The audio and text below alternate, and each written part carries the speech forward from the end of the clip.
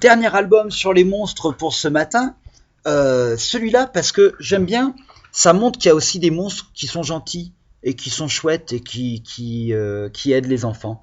Alors ça, c'est Stephen Kellogg, un auteur américain qui écrit depuis longtemps. Alors, je ne sais même pas s'il est toujours vivant, parce que ça, c'était un livre, un album dans les classes d'école quand j'étais petit. Moi, quand j'avais 6 ans, cet album est sorti, Le Tétard Mystérieux. Et Stephen Kellogg, il fait toujours des albums avec des sortes de créatures un peu mystérieuses, mais qui sont toujours très très gentilles. Vous êtes prêts ? Allez, Le Tétard Mystérieux. Alors, il est un peu plus long celui-là, hein. Les autres, ils étaient courts. Là, accrochez-vous.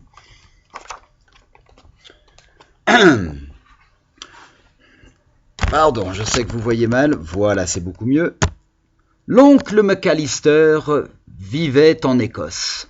Chaque année, il envoyait un cadeau d'anniversaire à Louis pour sa collection de sciences naturelles. « C'est le plus beau que j'ai jamais reçu !» s'écria Louis. Le lendemain, il emmena toute sa collection à l'école. « Regardez tous, ceci est un tétard, disait madame Shelbert. Elle demanda à Louis de le ramener souvent afin que toute la classe voie comment ce tétard deviendrait une grenouille. Louis baptisa le tétard Alphonse. Tous les jours, Alphonse mangeait plusieurs hamburgers. Louis trouvait qu'il apprenait facilement.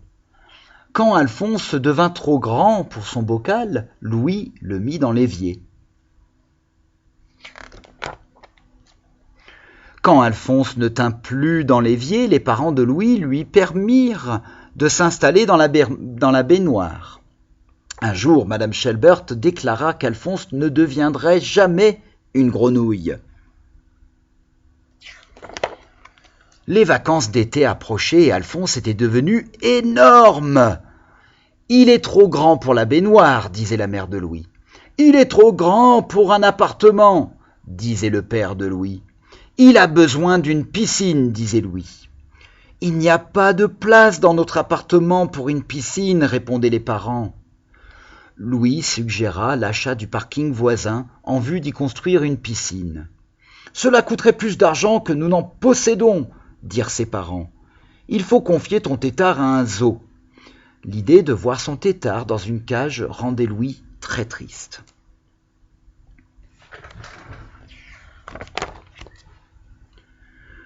Puis, en pleine nuit, Louis se souvint que la piscine du lycée était inutilisée pendant l'été. Louis cacha Alphonse sous une bâche et le fit passer clandestinement. Quand il fut sûr qu'Alphonse se sentait bien, Louis rentra se coucher. Tous les matins, Louis passait plusieurs heures à nager avec son ami. L'après-midi, il distribuait des journaux afin de gagner de l'argent pour les hamburgers d'Alphonse. L'entraînement se poursuivait.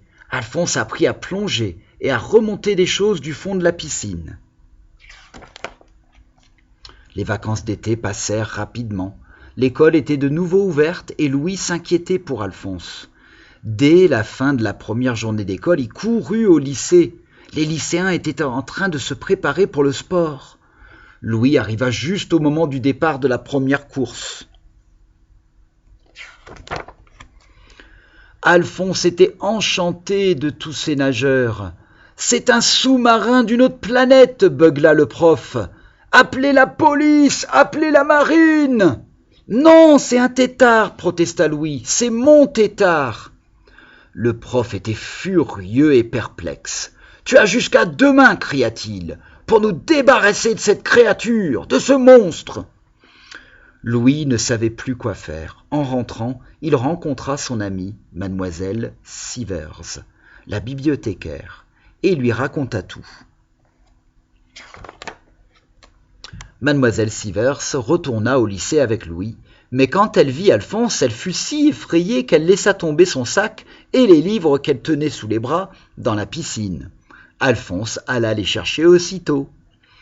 Alors mademoiselle Sivers téléphona à l'oncle McAllister en Écosse. Celui-ci expliqua qu'il avait attrapé le petit tétard dans le Loch Ness, un grand lac proche de sa maison. Excusez-moi. Je suis convaincu que ton oncle t'a offert un monstre du Loch Ness, conclut mademoiselle Sivers. Cela m'est égal, pleura Louis. C'est mon tétard, et je l'aime. Il pria mademoiselle Sivers de l'aider à récolter assez d'argent pour pouvoir acheter le parking à côté de chez lui et construire une piscine pour Alphonse. Soudain, mademoiselle Sivers eut une idée. En 1639, une bataille a eu lieu dans le port de notre ville, dit-elle. Un bateau de pirates a sombré et personne n'a été capable de le retrouver. Nous le retrouverons peut-être. Le lendemain matin, mademoiselle Sivers et Louis louèrent une barque. Au milieu du port, Louis montra à Alphonse une image du coffre contenant le trésor. Alphonse disparut sous l'eau.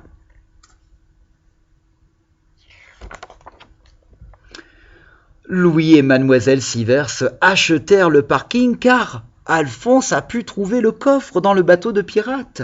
Ils firent appel à du renfort. Et la piscine terminée, tous les enfants de la ville y furent invités. Cette nuit-là, Louis dit « Alphonse, la semaine prochaine, c'est mon anniversaire, ce qui veut dire que nous sommes amis depuis presque un an. » Très loin, en Écosse, l'oncle Macalister pensait aussi au prochain anniversaire. Au cours d'une promenade, il découvrit une curieuse pierre nichée dans un amas de branchages. « Ce sera le cadeau parfait pour mon neveu !» s'exclama-t-il. « Je vais le lui apporter personnellement. » L'oncle Macalister arriva chez Louis et lui remit le cadeau. Louis était impatient de l'ajouter à sa collection. C'est alors que la pierre se fissura et...